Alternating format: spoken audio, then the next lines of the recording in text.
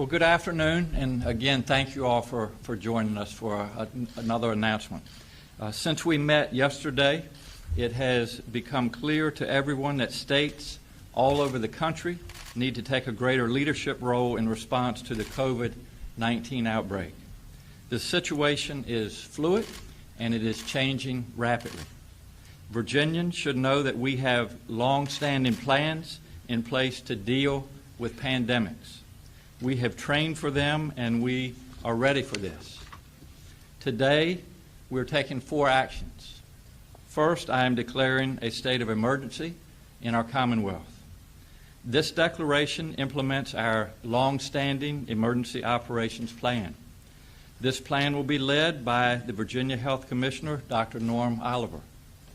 While Virginia has been thoroughly preparing for weeks and has adequate funding to address the situation, this declaration will give us increased flexibility to ease regulatory requirements and procurement rules, continue federal and multi-state coordination, and ensuring ongoing support for the most vulnerable Virginians. Second, I am canceling all specially scheduled state conferences and large events for the next 30 days. That includes a Women in Innovation Conference scheduled for next Tuesday. I know that much planning, work, and time goes into these events, but I believe that this is the safest course of action at this time. I am encouraging localities and private organizers to similarly limit large events based on consultation with their local health departments. I advise Virginians to avoid large gatherings for the time being. I am also prohibiting out-of-state work travel by state employees for 30 days. We are directing state agency heads to make reasonable accommodations in regions like Northern Virginia and border communities like Bristol where that is not practical. We will assess these directives going forward. We anticipate that this break will allow time for more testing kits to become available. And let's talk about testing kits for just a moment. So far, as of this afternoon, 15 people in Virginia have tested positive. All of them have been traceable to a specific source. We are also aware of 2 Virginians who are currently in Texas and tested positive there. And we are working with Texas to determine the best course of action for them. I want to be clear. Right now, we believe we have enough testing kits in Virginia, and we believe more will become available. It is clear, however, that the CDC supply chain is in fact limited. So here's what we are doing. We are looking at developing our own test kits. There are also private labs in Virginia authorized to run these tests. While the state is not involved in that work, we understand the private labs are upgrading their capabilities to do more testing. We are watching the experiences of other states, including the use of drive-through testing, and we're considering that option as well in our Commonwealth. Ultimately, all of these steps will depend on public health needs supported by science. Third, for the state employee workforce, we are taking actions to phase in telework and other remote working options as appropriate. For official public meetings, we are working with Attorney General Mark Herring to issue guidelines that allow public business to continue in full transparency while acknowledging the seriousness of the public health threat. And for public schools, as Dr. James Lane, our Superintendent of Public Instruction, said yesterday, we continue to urge that public schools make their own decisions in consultation with local public health officials. Those decisions will be tailored to local needs, taking into account the differences between our densely populated and our rural areas. There are some factors we know our school divisions will take into consideration. For example, Schools build days into their calendar for snow days. But in most parts of the state, we have had a light winter, and those days should be available. Schools need to consider how best to serve their students with disabilities and make sure there are accommodations. And while rates of absenteeism are typically factored into our accreditation process, this emergency order will give authority to issue waivers for that requirement.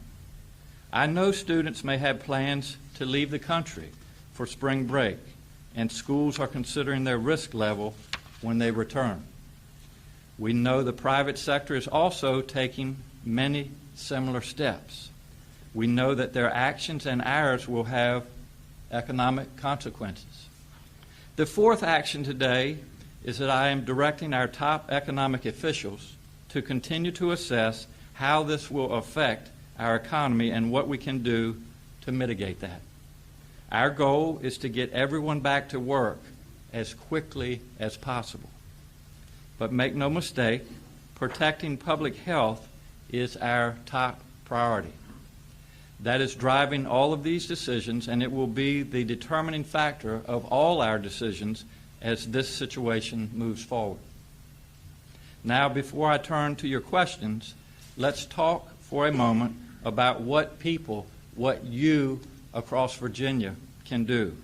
Many people are asking, what do I do if I think I have symptoms? The first thing to do is to call your provider. Doctors can order tests, and they will do so based on medical necessity. Primary care doctors can perform the swab, that is the initial part of the test. Our health department has communicated with our doctors and health providers about the steps to take after that. As you heard from the folks from the Medical Society of Virginia and the Hospital Association yesterday, our health providers and facilities are regularly providing guidance to their members. But remember, there are things you can do to protect yourself and others. If you are part of a high-risk population, that is, if you are older or have an underlying health condition, you should be especially cautious. Avoid large crowds and avoid traveling if possible, especially on airplanes. And for everyone, you have heard me say this before, wash your hands with soap and water, cover your mouth and nose when you sneeze, stay home if you feel sick, and avoid touching your face. We understand how critical it is to stay in front of this disease. While it is very likely to spread, our actions can help mitigate how fast and how far this virus spreads. It is our responsibility, every one of us, to take this seriously and to do our part to help limit the spread of this disease. I appreciate the legislators joining us. I know you all have had a busy day. I would remind all of you, this is a nonpartisan issue.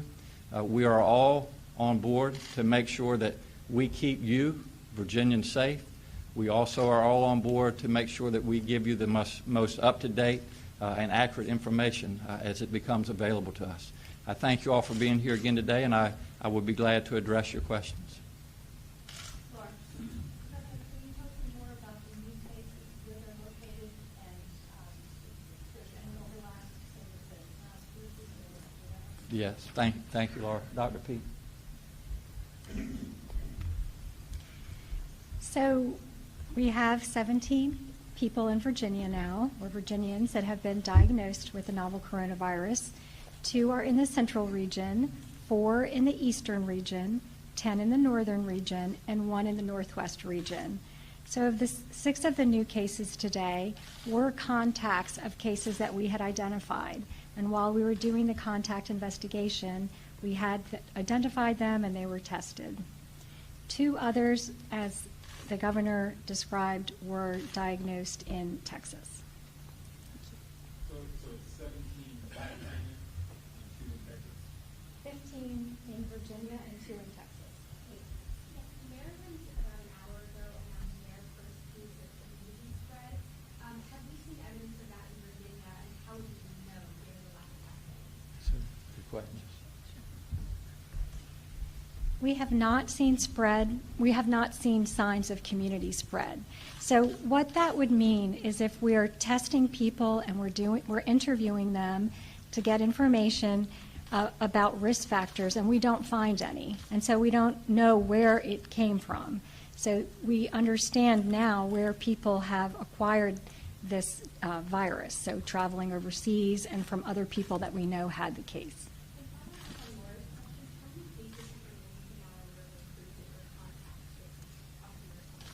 So in Virginia, 4, and the CDC is investigating this, and what they've done is to go back and look at the people who attended the cruises that were of concern, and they notified states of those individuals, and states have been reaching out to them to do monitoring.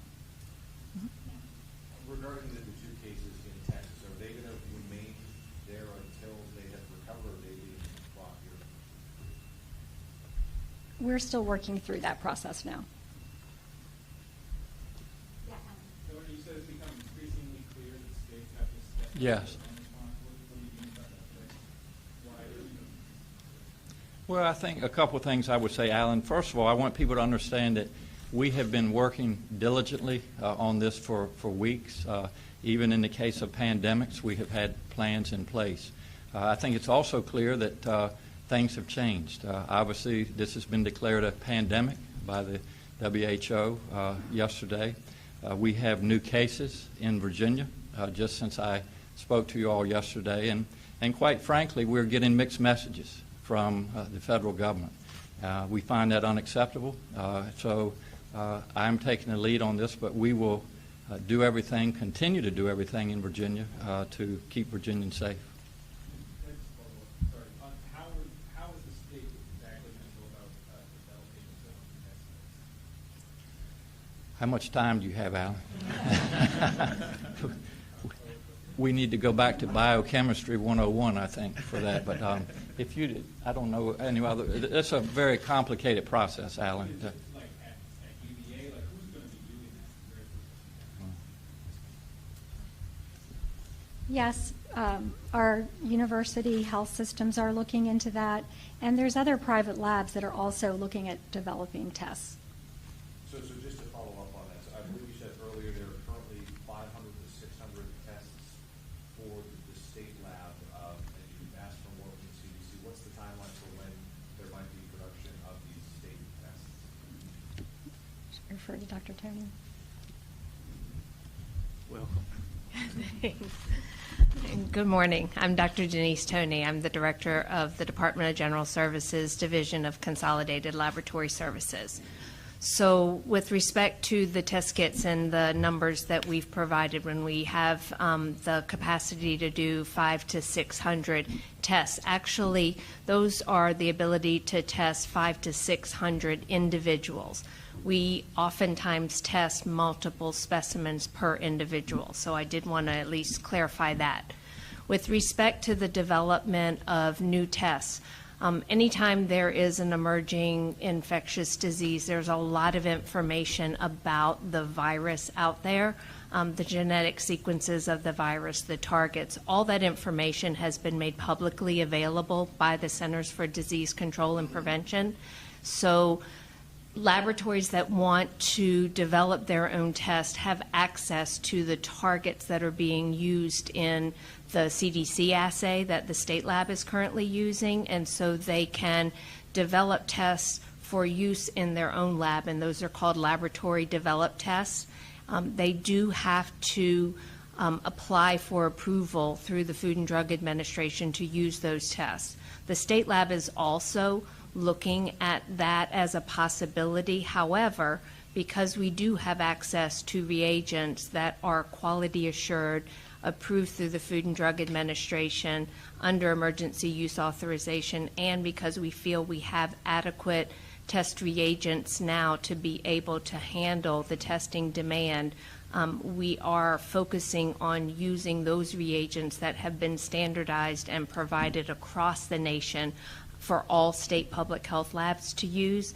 In the event that we become concerned that we cannot manage the testing capacity, we have experience and have brought up tests in our laboratory to be able to respond to emergency situations. And so we would be in a position to do that as well. And we are also working with universities, hospitals, as they are developing their tests, so that we are all in communication, working in partnership, and that when they bring up those tests, they are required to have their positives and their negatives sent to a laboratory such as the state lab to be quality assured, so that we have confidence in the tests that they are doing as well. So we will have a role in that. So it is multifaceted how this would play out as other labs start bringing up laboratory developed tests. I hope that answers your question. Are there any people who have been found positive for the COVID-19 who are healthcare providers, doctors, nurses, anyone like that? Go ahead. So to protect individuals' privacy, we're not sharing information about individuals. Yes, please. I mean, how can that policy be justified in light of containing, the spread of the disease in terms of limiting that geographic specificity? I'm just wondering, because we see other countries doing, very specific locational maps, like Singapore. We have specific maps as well. I mean, we're obviously identifying and tracking where the cases are. But I mean, regular Virginians can't really know with specificity where these cases are, for the most part, at a city level, or even a county level. Well, I mean, I don't know how specific you want to be, but we can certainly look at the locations in Virginia where the cases have been identified, and that's public information. Okay, can I have that one more now? And I just think that we have enough scientific in Virginia, but at the same time that we need to develop our own. I mean, I think people are astounded by 500 being the number given over 8.5 million Virginians here. Can you talk more about how we'll mitigate community spread given how we can't test people? Yeah, obviously, we're using discretion and looking at the risk factors and the symptoms, and we use that discretion to determine who is tested. Using those criteria, we have the test capability. Again, I can't predict. As I've said, this is a very dynamic process. I can't predict what's going to happen tomorrow, but if there are more cases, more individuals that need to be tested, obviously we will require more test kits in Virginia. And so while we can't definitely predict that, we can certainly anticipate it and do everything that we can to be prepared, and that's what we're doing. Thank you so much. Thank you all.